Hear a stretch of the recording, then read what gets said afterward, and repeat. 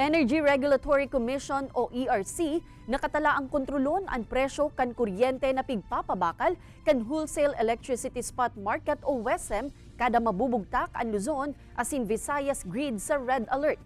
Ang epekto kaini sa singil sa kuryente asin sa mga consumer aramon ta sa report ni Chris Novelo. Haros doble ang binayadan bill sa kuryente kan nakaaging bulan ni Jonalyn Valero kan Milaor, Camarines Sur. Paghali kaya sa dating 300 pesos, suminakat ini sa labi 600 pesos kan nakaaging bulan. Gabos na nga isubot na pagtitipid sa paggamit ng kuryente na gibunan niya. Nganing day makakonsumo ni maray sa kuryente urog ng ngunya na labi ang init kan panahon. Ang ngunya tag-init talagang day man maiwasan sir. Talagang tutok ang aki ko argo tumiumboy ako. Maano kami, ma-electric pan talaga maghapon.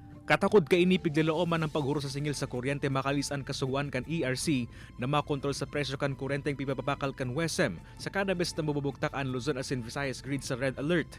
Nakapalaman man sa kasuguan kan ahensya na may diretso ang ERC na suspender ng operasyon kan Wholesale Electricity Spot Market o magdeklara ng temporary WESM failure in kaso magkaigwa ng national asin international security emergencies o natural calamity siring kan namamati ang init kan panahon.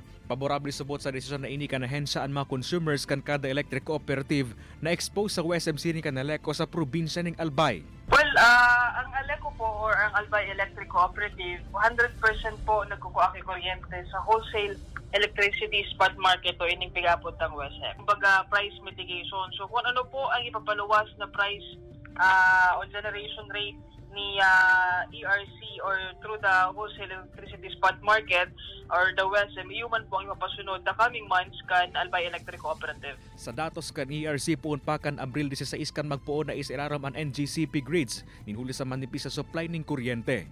Kay banan si Carla Abonita, Chris Novelo, Balitang Picolandia.